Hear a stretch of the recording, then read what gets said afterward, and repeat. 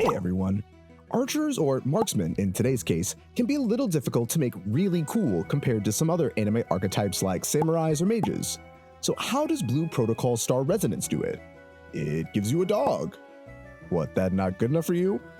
How about 3 dogs? The Marksman class in Blue Protocol Star Resonance is a ranged DPS with specializations that either let you become a glorified beast tamer or a critting sharpshooter, and today, I'll be walking you through the skills the class offers as a whole, what skills each specialization wants, the gear substats to aim for, what imagines would be beneficial, and lastly, an example rotation for you to try out. To begin, let's take a look at the base skills and systems the Marksman has to offer. To keep it simple, the Marksman's special gauge is called Photon Energy, which initially starts off at a cap of 100. Your left mouse button attack alongside some skills will build your gauge. Once you've reached its cap, you can use your special skill, Storm Arrow, to enter the Photon Reforged state.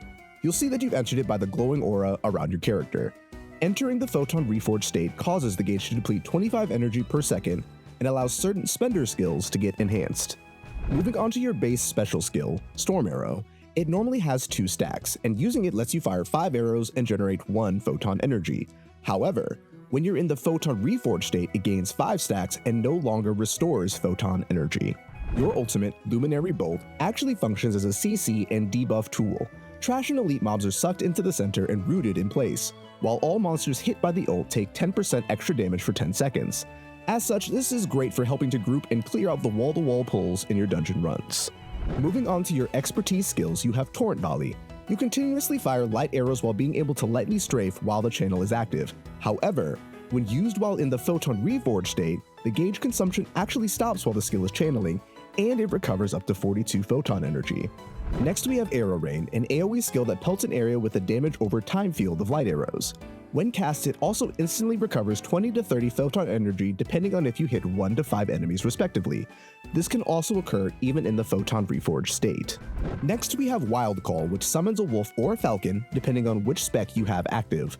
The wolf summon lasts for 15 seconds and attacks throughout the duration, while the falcon summon strikes in a line AoE before disappearing. Next we have Power Draw, which fires a piercing arrow that knocks back enemies it hits while doing significant damage to break gauges. This skill additionally has 2 stacks and passively does an extra 100% crit damage. Lastly, there's normally a cast time for this skill. However, that cast time is removed if you use this skill in the Photon Reforged state. Next up we have Radiance Barrage. It's another AoE damage over time field skill. However, when you cast this skill while in the Photon Reforged state, it actually freezes the gauge during the cast time and deals more damage. Next we have Focus, which greatly buffs your haste for 12 seconds while also reducing the cooldown of your core skill for 50% during its duration. In our case, this would be Storm Arrow. You can see the remaining duration by the light that envelops the photon energy gauge. Lastly, we have Blast Shot. It attaches an explosive arrow to an enemy, which you can then attack to build up 5 charges for 100% extra detonation damage per charge. It's important to keep in mind that the skills that you hit the enemy with have to be crits in order to build extra charge.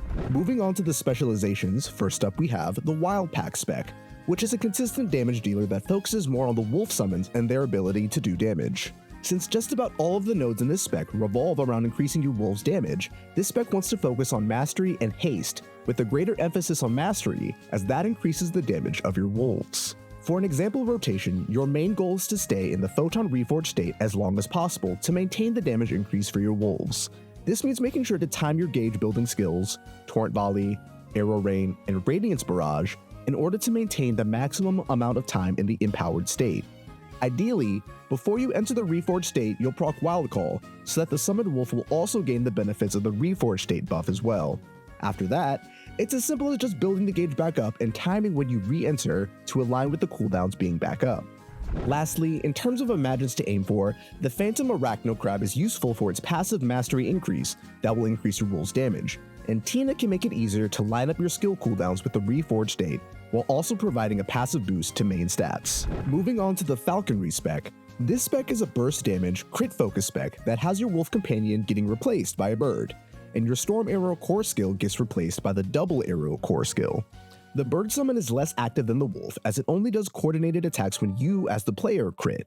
As such, you want to have a good balance of crit, mastery, and a little sprinkling of haste.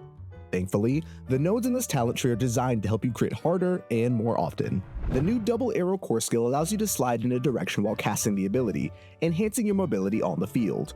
When the photon energy gauge is full, it turns into quadriflare, greatly increasing the damage and consuming all photon energy. One thing to keep in mind for the Falconry Spec is that abilities that require you to be in the reforged state will meet the requirement as long as the gauge is full.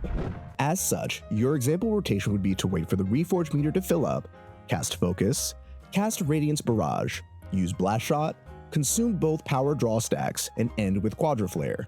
This will maximize your focus burst window that gets further enhanced as you progress down the Falconry Spec tree.